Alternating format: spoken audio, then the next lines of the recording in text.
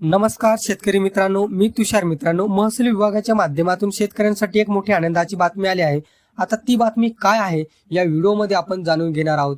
तर व्हिडिओ शेवटपर्यंत नक्की बघा आणि आपल्या चॅनलवरती नवीन असाल तर या चॅनलला सबस्क्राइब करायला विसरू नका। चला तर व्हिडिओ सुरू करूया। विभागाच्या माध्यमातून शेतकऱ्यांसाठी एक मोठी आनंदाची बातमी आली आहे। तसेच महत्त्वपूर्ण असा निर्णय घेतलेला आहे, तो म्हणजे शेत रस्त्याची नोंद आता 7/12 इतर हक्कांमध्ये नोंदवली जाणार आहे। शेतकरी मित्रांनो, आपण पाहिले आहे की राज्यामध्ये शेतरस्ते मोकळे करण्यासाठी मोठ्या प्रमाणात मोहीम राबवली जाते। शेतकऱ्यांना कृषी यांत्रिकरणाच्या अनुषंगाने मोठे रस्ते अर्थात 12 फुटापर्यंतचे रस्ते उपलब्ध करून देण्यासाठीचे महसूल विभागाच्या माध्यमातून निर्देश करण्यात आलेले आहेत। अशा प्रकारच्या कारवाया सुरू आहेत। शेतरस्ते जे वर्षानुवर्षापासून अतिक्रमित झालेले आहेत, बंद झालेले आहेत, असे मोकळे करून दिले जात आहेत। नव्या शेतकऱ्यांच्या माध्यमातून रस्त्यांची मागणी केल्यानंतर पर्यायी रस्ते उपलब्ध करून देण्यासाठी सुद्धा तहसील कार्यालयाच्या माध्यमातून मोहीम हाती घेण्यात आलेली आहे।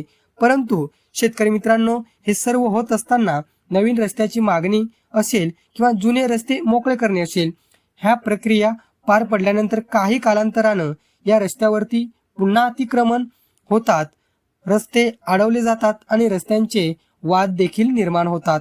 यांच्यावरती कुठेतरी या सर्व बाबींना, या सर्व वादांना पूर्णविराम मिळावा म्हणून महसूल विभागाच्या माध्यमातून आता एक अतिशय महत्त्वाचा निर्णय घेण्यात आलेला आहे। तो म्हणजे शेत रस्त्याची नोंद ही त्या 7/12 इतर हक्कांमध्ये नोंदवली जाणार आहे।